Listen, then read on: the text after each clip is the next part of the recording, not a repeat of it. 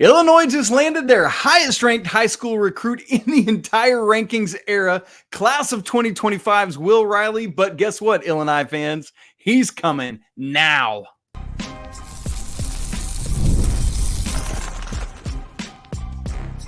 You are Locked On College Basketball, part of the Locked On Podcast Network. Your team every day. Hey there, what's up? Welcome into the Locked On College Basketball and Locked On Illini podcasts, the only daily college hoop show for Locked On College Basketball and the only daily Locked On Illinois show out there. I'm your host, Isaac Shea, joined by our guy, Sonny Verma, and we are so excited to be here with both shows because we're celebrating a big-time recruit joining Brad Underwood's squad for 2024. You're joining us at the place to get your college basketball and Illinois content every single day. Thanks for making us your first listen or watch. Special shout out to all of you everydayers joining us. And on the college basketball side, I want to welcome in all the Locked On College Basketball Discord family. Glad you're all here. This episode is brought to you by FanDuel. Make every moment more. As the playoffs wind down, the sports stop sporting like we want them to, Sonny. It's no good. But this summer, FanDuel is hooking up all customers with a boost or a bonus daily. That's right. There's something for everyone all day, all summer long. Visit FanDuel.com/locked-on to get started.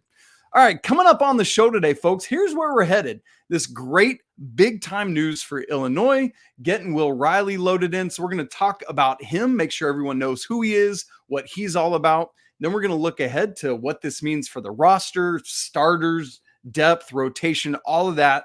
And then we're going to take a little peek ahead at expectations for Illinois, who loses some big-time dudes from last year's squad. But Brad Underwood is not trying to just, let's see how we do. We're trying to reload and keep this thing going in Champaign, and that's where we're headed. Keep in mind, this is NBA draft week. Can't wait to see where Terrence Shannon Jr. goes. That is a big expectation there for the Illini as well. Sonny, so good to be together, brother. Let's talk. Hit us with Will Riley committing to Illinois. Give us all the stuff that we all need to know. First off, thank you so much for having me on. It's a huge pleasure. I'm a big fan of the show. Today's news was a big one. Absolutely. Will Riley, as you said, is the highest recruit that we've had in the composite rankings era. And it's all due to Orlando Antigua. That's right. You know, the assistant coach that we got from Kentucky about a month and a half ago. Illinois for a while has been looking for a scoring wing. Obviously, with Terrence Shannon leaving the team, we were rumored to go with possibly AJ Storr, who ultimately went to Kansas, David Jones, who ultimately decided to commit back to Memphis, but ended up staying in the NBA draft.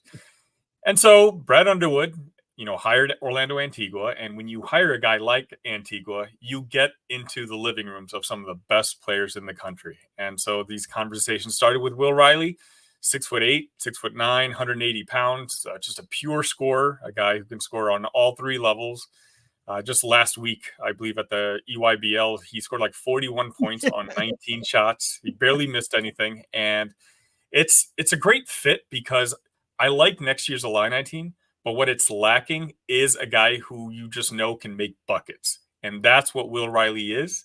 And that's why we're all happy he decided to come to Champaign. Yeah, that was one of the wild things. I mean, talking about Antigua and what he does, man, like looking back at this thing, it was like back in March, Riley had dropped like a top 10 and a top 5 in April. And Illinois wasn't showing up on any of those lists, Sonny. Yeah. And then And it's not like it's some like, okay, fine. These schools that you've never heard of. I mean, we're talking about like picking Illinois over like Kentucky, Antigua, Bama, who is rolling right now, Arizona, Arkansas, New Zealand and England and everybody. Dude, this is a wild get. And I love your point about when you've got a dude like Antigua, you're getting into living rooms that you might not otherwise do. And Antigua can close, man. And I mean, this is just having him as an assistant is massive for Brad Underwood, dude. And so, Sonny, I think this is really, really good. And it's funny because, the guy that he beats out to be the highest ranked commit ever to the Illini is another 24 guy, Merez Johnson. It's not Io, it's not Adam Miller or Sky Clark. Yeah. It's another guy coming right now. They're doing work. I mean, really, it's Brad Underwood. If you take a look at the top 20 all-time Illini recruits, 9 of them are Brad Underwood guys. Sheesh. You know, this class that we have coming in between Morez Johnson, now Will Riley, and even we have, you know, the kid we just got from Europe, Kasper Jakutronis. Like, those are 3 guys who would easily be the best recruit that we've had on any team in the last 15, 20 years. We've got all 3 of them coming in 1 year next year. And honestly, we need it because we have to replace 9 different guys from last year's roster. Right. You know, I also want, you know, a lot of the credit goes to Orlando Antigua, but a lot of credit also goes to our AD. Orlando Antigua gets you in the living room. Our NIL on the basketball side in particular is what keeps them interested. And Josh Whitman, one of the best ADs in the entire country, has really made a focus to try to, you know, get the fan interest, the donor interests up. And we're doing NIL like record numbers at this point. And you're seeing it. You know, we just had Will Riley commit. We had Jasper Johnson, who's another top 10 guy in 2025 on campus this weekend. And guys like that wouldn't be interested 5-10 years ago. It's just that right now the leadership with the Illini nowhere to go. Brad Underwood obviously finally jumping over that hump and, you know, making that Elite 8 run last year. Recruits are noticing, and, you know, things are happening. Yeah, and that's the thing. It's like the money's there, the on-court results are there. I mean, it's Sonny, all of these things that Coach Underwood needs to be doing are in place both on and off court, and I love it. I even saw, I think it was from John Fanta, who does a great job covering the Big East and is on Fox, had mentioned, like, even outside of the player rankings era, just in the internet era, he now trumps, get this, D Brown as the highest ranked recruit over D Brown. Man, I mean, that's going back. And I absolutely love that because D Brown's one of my favorite Illini of all time. For those who are unaware, Will Riley is actually Canadian number 1 prospect in 25 from Canada. But Sonny, talk to us, share with us, if you will, some, and obviously we'll get more into the roster here in a minute, but Riley is a 2025 guy, but as was confirmed by Coach Underwood on Sunday afternoon, is reclassing to 24. How big a deal is that, knowing the scoring from like TSJ and Hawkins and Damask that are gone? How big is it to get such a pure scorer in now? I mean, it's huge. I'm not usually a big fan of guys reclassifying in college basketball. You know, we have another recruit next year coming in named Jeremiah Fears, brother of Jeremy Fears from Michigan State. And there were rumors about him possibly reclassifying into this class. And the staff wasn't too happy with it because the thing, he's a point guard, right? And he's 17 years old. Will Riley is already 18. He's going to turn 19 in February. The school system in Canada, the students tend to be a little bit, like, a few months older than what they are here in America. So if Will Riley had grown up here, he would be a freshman coming into next season. So his body's a little bit more mature, and, you know, his skill set is a little bit more mature, that reclassifying isn't such a big deal. But, you know, to answer your question, as I said before, his scoring is needed. We've built up a pretty solid roster, which we'll talk about in a little bit, but the go-to guy to give the ball to and, you know, hey, just stand aside, basically like Terrence Shannon role from last year, is still there. And Will Riley, of course, he's a freshman, and it's hard to put those type of expectations on him, but we know the talent is there. And so at least we know we have a guy who, maybe not at the beginning of the season, but by the time Big Ten season rolls around, by the time March rolls around, he might be ready to go then. I think that's a great point. And one of the, obviously we'll talk about this in a second, but there is depth out on that wing that's going to allow that progression and growth to happen. And folks, to Sonny's point about Will's age, he will be draft eligible next year, even though he's reclassing, because he's older. He is draft eligible for 25. Whereas some reclasses aren't and have to go to school for 2 years. But right now, I mean, I'm already starting to see him projected as a back end lottery pick. Jonathan Gavoni at ESPN has him 16th in his latest mock. That was back like late February, but still. So really, people very high on Will Riley. Obviously, Sonny, I heard you say this on your Rapid Reaction show, and I'm right with you. He needs to put some meat on them bones. My man needs to go to some steakhouses there in Champaign-Urbana area and get ready. But outside of that, man, the skill set is all there. So the next question we got to answer then is, how are we going to use it? How is this squad coming together? We're going to talk about that coming up in just a second. right after I tell you about our friends at FanDuel. I love sports. I know Sonny loves sports. We love them so much. We just never want them to stop. But now the NBA finals are over. And NHL's wrapping up. But as the playoffs wind down, we get fewer games. And the sports aren't sportsing like we want them to. But FanDuel lets us keep the sports going whenever we want. All we got to do is open the app, dream up bets anytime, and that gets us in the mood. And this summer, FanDuel is hooking up, get this, all customers with a boost or a bonus every day. Just like tuning into Locked On every day, FanDuel's with you daily. That's right. There's something for everyone every day, all summer long. Sonny, how about some current World Series odds? Dodgers plus 280, Yankees plus 450, Phillies plus 550, Braves plus 900. Braves actually just won a series at the Yankees this weekend. Orioles plus 950. That's your top 5. So head on over to FanDuel.com/lockedon and make the most out of your summer. FanDuel, official sports betting partner of Major League Baseball. Okay, Sonny, we're going to get more into depth on this Illinois roster because it's not just Will Riley coming in. You've talked about some of the other freshmen. There's 5 transfers, 4 returning. So a nice balance there for Brad Underwood's squad. Sonny, I think that's where I want to start. How do you like the balance of freshmen, returners, and transfers? It's actually only 2 returning. It's Ty Rogers and Dre Gibbs Longhorn. So this is really revamping the entire roster. Like I joked around about it on my show earlier today. It's like Brad Underwood took the difficulty rating for this offseason and turned it on very, very difficult. You know, you had 2 of your stars leaving last year, Terrence Shannon Jr., Marcus Damas. Coleman Hawkins, obviously the story, he graduated, was pretty much decided once he was finished with the UConn game that he was going to hopefully make it to the NBA. It didn't quite work out for him, but he was going to return to college, but it wasn't going to be for the Illini. That relationship was established months ago. And quite honestly, the way this offseason started, Illini fans were a little nervous. You know, we just weren't sure. That's a lot of roster spots that you have to fill in. And, you know, normally you're filling in 3-4 guys. We had to fill 9. 9 is tough to find 9 quality players, but that's exactly what Brad Underwood did. You know, he found some guys. He went over to Europe and found our future starting center, Tomislav Ivicic. Starting, we'll see. We're about to talk about, one of our wings, Kaspers Jakushonis. Kylan Boswell, Champaign kid, went to Arizona for 2 years. He's coming home. He's going to be our starting point guard. He's the only one I can probably say for sure is going to be locked in as a starter. Then we get Ben Hummerkaus, another graduate transfer that, we have pretty high aspirations for. He spotted the guys that he went after, and he went straight after him. He struck out a couple times. Like I said, AJ Storr didn't work out. David Jones didn't work out. We were after this kid in Real Madrid named Danim.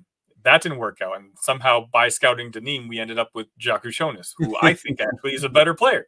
So, it's just Brad Underwood working his magic. And now if you told me this is what the roster was going to look like 3 months ago, I would have saved a whole lot of 3 months worth of stress knowing that, because I'm completely satisfied. I love what Brad has done. I don't think the ceiling is as high as last year, which I'm sure we'll talk about at some point. But I'm very happy, and I know that this team is going to be competing in the Big Ten this year.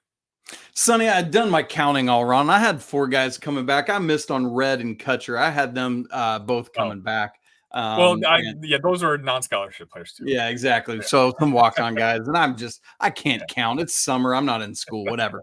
And so really then we're at 12. I had said 13, but we've got the 5 freshmen, 5 transfers, and the 2 returners. And so, and honestly, that's what most people are doing these days is getting 11, 12, leaving that last scholarship or 2 open so that you're not playing a guy that's scholarship guy that's going to end up transferring out anyway. So that's what most teams are doing. So, Sonny, you started getting into it a little bit. I'm with you on Kylan Boswell, man. I think this is a great get. I know he had been a little up and down for Tommy Lloyd at Arizona, but there's just something about coming home, man, that I think is just going to bring some consistency. And man, I love him as a lead guard. Beyond that, who would you slot in right now today as those other 4 starters? So I'm telling you, and this is not hyperbole, this is very, very hard. And Brad Underwood is going to earn that top 10 coach money that he's making right now. And not because it's a good problem to have. The fact is we have a lot of talented guys there. We have two.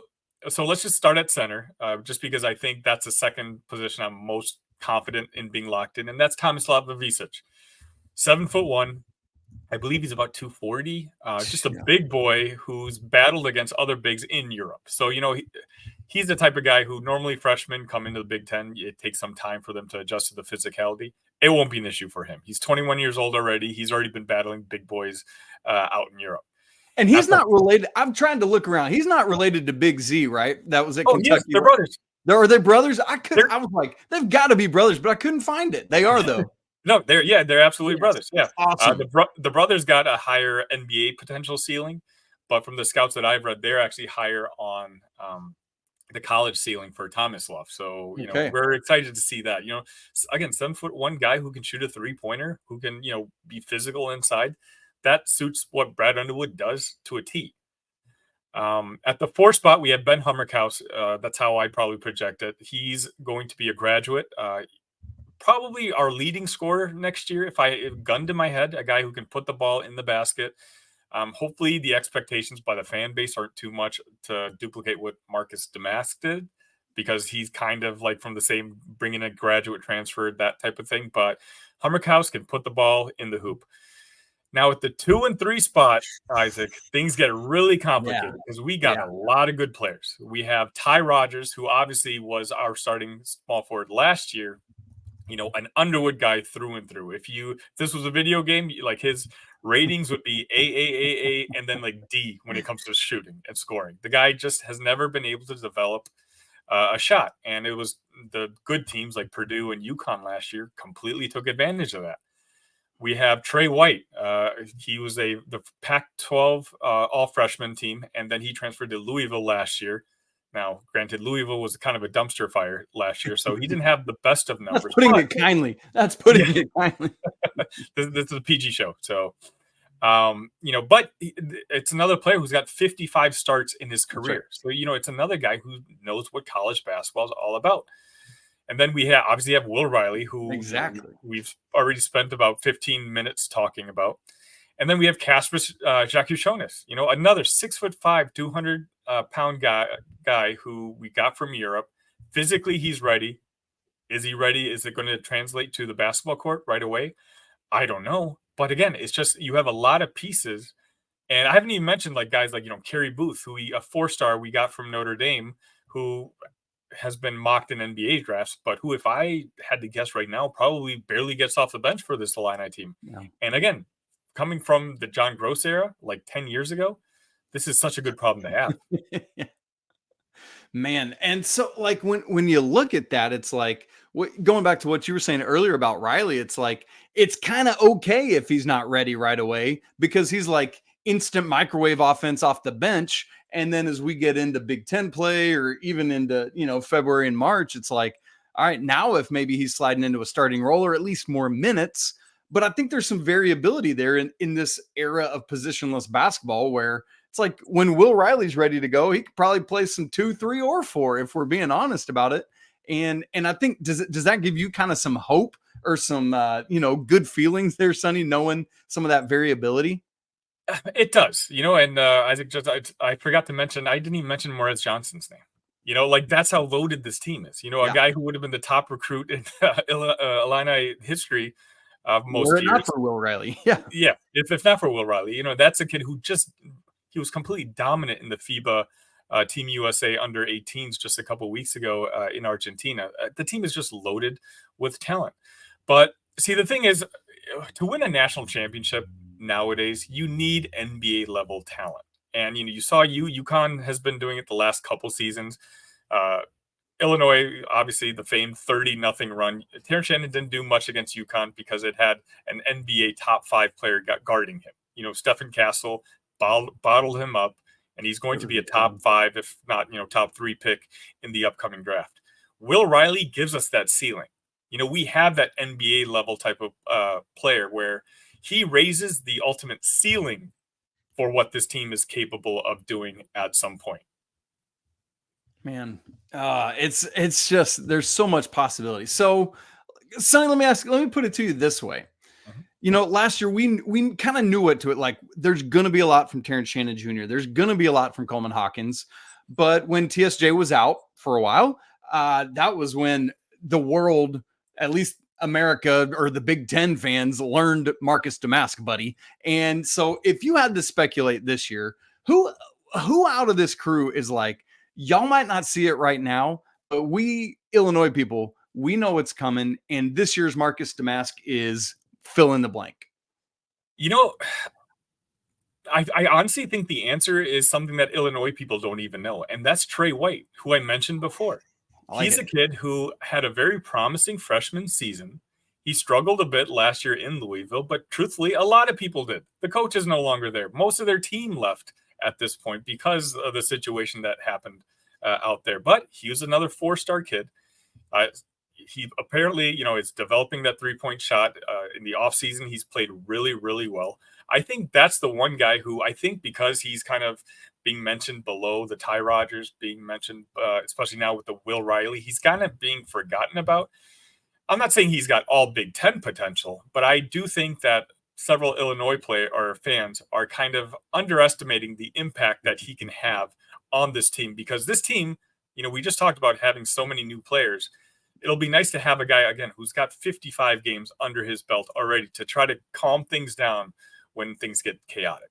Man, I like it. That's a great call. I'm going to have to be watching for some Trey White action coming out of Illinois there this season. Now, Sonny, you talked about that 30-0 run from UConn, but outside of that, man, what a special season last season was for Illinois. We want to look at that and say, can it be done again this year with the retooled roster? What do we expect from the Illini? What do we expect them to do in the Big Ten and beyond? And we're going to get to that coming up here in just a second. Right after I tell you about our good friends at eBay Motors. Passion, drive, patience. The formula for winning championships is also what keeps your ride or die alive. eBay Motors has everything you need to maintain your vehicle and level it up to peak performance. From superchargers to roof racks, exhaust kits to LED headlights, and more. Whether you're into speed or power or style, eBay Motors has got you covered. With over 122 million parts for your number one ride or die, you'll always find exactly what you're looking for. And with eBay Guaranteed Fit, your part is guaranteed to fit your ride every time or your money back. Because with eBay Motors, you're burning rubber, not cash. So with all the parts you need at the prices you want, it's easy to make your car the MVP and bring home huge wins. So keep your ride or die alive at ebaymotors.com. Eligible items only. Exclusions apply. eBay Guaranteed Fit only available to U.S. customers. All right, Locked On Illini. I was trying to say Illinois and Illini at the same time, and that did not go well. Locked On Illini, Locked On College Basketball, coming together today to celebrate the Will Riley commitment to Illinois and reclassification coming right now. But now we're getting into looking at, all right, so what's going to happen this season? And as we just mentioned, yes, there was that 30-0 run from UConn. Sure, that leaves a bad taste in a lot of people's mouths. But let's just remember, 29-9, 14-6 in Big Ten play, second behind only Purdue, and was 2 games ahead in the standings of everybody else in the Big Ten. Oh, and not to mention Big Ten tournament champs, 3 seed in the East region, all the way to the Elite Eight, as Sonny had said. Sonny, can Illinois do that again or better? Probably not, but that's okay. It's a reloading. It genuinely is. I think the ceiling for this team 2 years from now, when a guy like Fierce comes, Morez Johnson is a sophomore, let's just say Will Riley stays one more year, that team would be one of the favorites to win a national championship. This team, right off the bat, I think I have them projected as a top 4 Big Ten team, meaning we'll contend for the Big Ten. Luckily, this year, there's no big juggernaut like Purdue was last year. That team was recruiting or retaining basically everyone from the year before. There's not really a juggernaut in the Big Ten this year. And if you take a look at Illinois' non-conference schedule this year, it's loaded. We're playing Arkansas, Alabama, Duke, a lot of Tennessee, a lot of really, really good teams. But the team come March will hopefully, with all this young talent, be a lot better than the team starting off in the year. But I just think to expect anything like a an Elite 8 run, Final 4 run is just a little unreasonable, especially, as we kind of talked about, like if we're counting on a guy like Will Riley to be one of our main scorers. I just don't know if that is quite the ceiling of this team yet, but I could be wrong. Again, if Morez Johnson, who I'm very high on, again, he dominated the FIBA. If all of a sudden he really gets into his form that he's supposed to be in, maybe he makes a jump that I'm not predicting. I think Morez Johnson, if he's becomes an alpha type player and he overtakes a guy like Hummerkaus at the 4, well, then maybe, who knows? We might be ready. But, if I had to guess, I'm competing for the Big Ten, which, again, if you told me 2.5 months ago when we had 2 players on our roster that we'd still have a team that could ultimately compete for the Big Ten, I would have taken it. But, that's just what Brad Underwood does. Like, we're no longer ever rebuilding. We're more so just kind of reloading. Yeah, I love, and I'm right with you there. And part of it, Sonny, that's hard to predict is because the retooled roster, similar to what we're trying to figure out with like a Kentucky or an Arkansas, who you mentioned, is so many new faces, but really talented players. And so the question is, how does Brad Underwood and staff bring that talented group together? And we might not know that in November or December. We might not truly know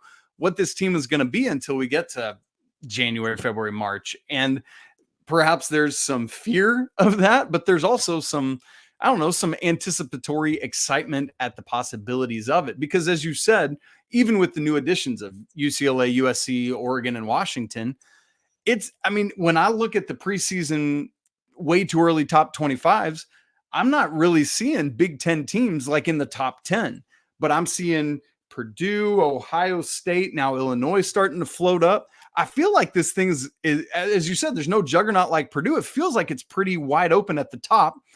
Sonny, you said top 4. Who else would you put in that mix with the Illini? I mean, Purdue's always going to be there. Matt Painter's got a machine out there. Braden Smith is, he's the best guard in the conference. He'll probably be in the running for Player of the Year. Indiana's done a lot of work. Obviously they really opened that war chest when it comes to the NIL. So they're certainly going to be there as well. And then, Illinois should be in that next batch. We'll see how good of a job Dusty May really did with the Michigan folks. Ohio State, obviously, they've got a lot of talent coming back. UCLA. I didn't even mention UCLA. They're not going to be coming. You don't think about them being Big Ten until we get used to it moving forward. But UCLA might have the best team in the conference this year. So silly me for forgetting that. But I think, it's fair to forget them because they had a completely forgettable season last year, and so a lot of people. There are people that think they will be back up, but there's no guarantee that Mick Cronin will have them back to where they were, in the Jaime Jaquez years just before that. So I think it's totally legit for you to forget them in that top 4 because I'm not convinced that they will be. Sonny, I think all those schools you said, like if Indiana has enough shooting, I think they're right there. I think Dusty May loaded up on enough talent at Michigan, but it's the same kind of thing that you guys at Illinois are going through is can he bring it all together? Man, there's a lot of intrigue in this Big Ten and Izzo's always lurking. There's just so much to be excited for that I'm looking forward to. What are your Big Ten expectations for this year? Do you see, as I said, not many people really projecting Big Ten schools in the top 10 right now. Is this the year that the Big Ten National Championship curse is finally broken? No. Maybe 2025 when I think a school like Illinois will be competing. But last year was our chance, with the team as loaded as Purdue was, with all those guys coming back and having one of the best college basketball players in history at center. This year's team, I think, or this roster, you're talking about a bunch of teams we may have, 4 in the Sweet 16 and a couple trickle into the Elite 8 and maybe one squeeze into the Final 4. But there's no roster that I look at right now that I'm like, okay, that's a Final 4 team. Yeah. And I'm saying Final 4 team. I'm not even saying that's a national contender. I'm looking at the rosters now and, if you gave me those FanDuel odds of what team would be the highest or to make the Final 4, I couldn't name which one it would be. Yeah, man, that's so true. And it's wild because there are 18 teams in the Right. Big Ten now. That would be really cool, though, if Illinois did it in 2025, because it's 2 decades after that special 2005 team. And I just think, man, how cool would that be, Sonny? Tell me that. National champion 2025, 2 decades after that squad almost did it. Sign me up. That'd be amazing. And again, it's one of those things where it could happen. Brad Underwood genuinely has a machine going, and we broke through the Sweet 16 last year. And what I really like about Brad is he's not afraid to adjust. He won in his early career by pressing. He pressed at Stephen H. Austin. Oklahoma State, came to Illinois. He tried to do that in the Big Ten. It wasn't working, so he switched his game around. Built it around the guards, Trent Frazier, Ayo Dosunmu. Eventually, Dosunmu left. Now he's got a big 7-foot monster in the middle. So then he built his offense inside out. Take that, Matt Painter. He adjusted there. And then, after the Kofi years are over, now we play, last year or 2 years ago, we had Penn State beat us 3 times in a row with this weird booty ball type of offense. And Brad Underwood was just sitting there taking notes, and he basically just copied the whole thing last year. And he ran it with Marcus Domask, and we had arguably the most fun offensive team in the country last year. So it was fun to watch. And so it's one of those things where there's better coaches in the country, but I don't know if there's another coach I'd rather want building the Illini next year, because I know even if something doesn't work out, he'll figure out an alternate plan. Man, I love it. Okay, lots to watch with the Illini this season. How will Will Riley come in and make his presence felt? Can we see that scoring punch going? Will he slot into the starting lineup? That's going to be a really interesting thing to see if and when that happens, Sonny. All right, gang. Been a great day to be together. Happy Monday to all of you. Locked on Illini, locked on college basketball. Always fun, especially in the summer, to just project ahead. Man, it's fun. Just a couple short months away before we get this all going again. So for Sonny, I'm Isaac Shade. To all you Illini fans out there, to all you college basketball fans out there, make sure you subscribe to both these shows on audio and video. Very simple to do. If you're not part of our Locked On College Basketball Discord family, we'd love to have you there. The link is in the show notes, and it's free to join. As we say on Locked On College Basketball, as always, apologies to the Lawyer family. Go Wildcats to all 8 million Wildcats of you out there. And until tomorrow, peace.